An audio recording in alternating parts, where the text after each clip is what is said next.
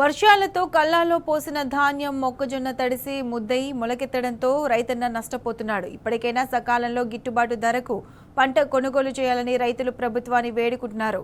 వర్షాలతో ఉదయం నుంచి రాత్రి వరకు వరి మొక్కజొన్న పంటలను ఆరబెట్టడం, మళ్లీ వర్షాలకు తడవడం పరపాటిగా మారిందని ఆందోళన వ్యక్తం చేస్తున్నారు.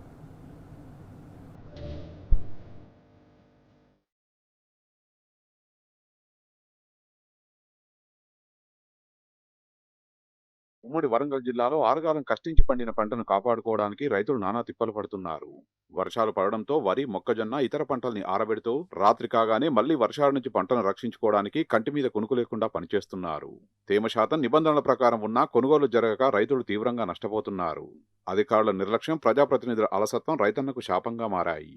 ఇప్పటికే ఈ నెలలో కురిసిన భారీ వర్షాలతో తీవ్రంగా నష్టపోయిన రైతన్నకు తాజాగా తుఫాను హెచ్చరికలు పిడుగులాంటి వార్తగా మారింది.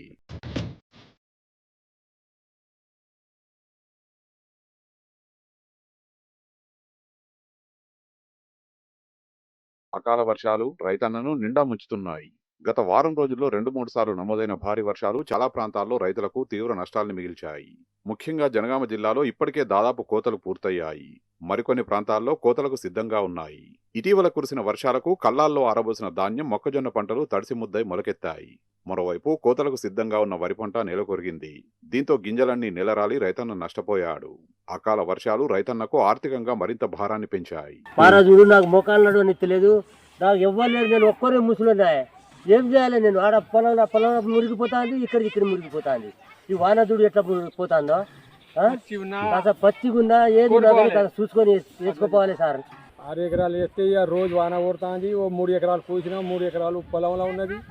రోజు వాన కొడుతుంది, తిప్పలు చేస్తాం సార్. మేము ఏ పచ్చి ఉన్నా ఎండా వడ్లు సుధా కొనాలి అని మేము రైతులు అనుకుంటాను. కోతలకు వచ్చిన వరి పొలాల్లో వర్షపు నీరు చేరడంతో కోతలు రైతులకు కొత్త సవాళ్లు విసురుతున్నాయి. నీరు నిల్వ ఉన్న వరి పొలాల్లో టైర్లతో ఉన్న వరి కోత యంత్రాలు వెళ్లడం కష్టం. దీంతో రైతులు ట్రాక్ యంత్రాలను ఆశ్రయిస్తున్నారు. సాధారణంగా టైర్లతో ఉండే వరి కోత యంత్రాలకు 2,000 రూపాయలు ఛార్జీ చేస్తే ట్రాక్ యంత్రాలకు 3,000 రూపాయలు తీసుకుంటున్నారు. ఇప్పటికే దిగుబడి తగ్గిన రైతన్నకు ఇలాంటి ఖర్చులు భారంగా మారాయి.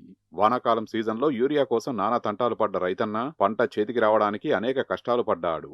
ఎన్నో వ్యయ ప్రయాసలు కోర్చి కల్లాలకు ధాన్యాన్ని చేర్చితే కొనుగోలు సక్రమంగా జరగడం లేదు. అప్పుడు యూరియా వల్ల చాలా ఇబ్బందులు పడి, ఎంతో ప్రయాసపడి, పెట్టుబడికి ఇబ్బంది పడి యూరియా ఆడిడ లైన్లు కట్టి తెచ్చేసినాము. ఇప్పుడు అకాల వర్షం వల్ల ఈ పంట చాలా దెబ్బతిన్నది. ప్రభుత్వం ఆదుకుంటామంటారు, ఏం ఆదుకుంటారు? ప్రభుత్వ రైతులకు ఏం మేలు చేస్తారో జర రేవంత్ రెడ్డి గారు, మన స్టేషన్ కన్పూర్ ఎమ్మెల్యే గారు తిరిగి రైతులను ఆదుకోవాల్సిందిగా కోరుతున్నాను. ఊరియా బస్తాలు దొరకక లైన్ కట్టి, గవర్నమెంట్ లైన్ కట్టి ఇస్తే అది తెచ్చి చేసే వరకు వర్షాలు ఎక్కువైనాయి. ఇప్పుడు చేతికొచ్చే పంట ఆగమైపోయింది. ఊళ్ళో ఎక్కువ అంటారు. మీ గవర్నమెంట్ మాకు ఏ న్యాయం కట్టిస్తారో కట్టిర్రి, మా నష్టపరిహారం కట్టించినప్పుడే లెక్క అవుతుంది. ఇప్పటికే సగం మందికి పైగా రైతులు ప్రైవేటు వ్యాపారులకు అమ్ముకొని నష్టపోగా, ప్రభుత్వాన్ని నమ్ముకున్న రైతులు ధాన్యం తడిసి ధర తగ్గి నష్టపోతున్నారు. మరోవైపు మళ్లీ వర్షాలు కురుస్తాయనే వాతావరణ శాఖ హెచ్చరికలతో రైతులు వణికిపోతున్నారు. ఎక్కడ ధాన్యం మొక్కలు కొట్టుకుపోతాయో, తడిసి రంగుమారి నష్టపోవాల్సి వస్తుందని భయపడుతున్నారు. ఇప్పటికైనా ప్రభుత్వం స్పందించి సమయానికి గిట్టుబాటు ధరకు తమ పంట కొనుగోలు చేయాలని రైతులు కోరుతున్నారు. కొంత తేమ శాతం ఎక్కువ ఉన్నా మద్దతు ధరకు కొనుగోలు చేయాలని రైతులు ప్రభుత్వాన్ని కోరుతున్నారు.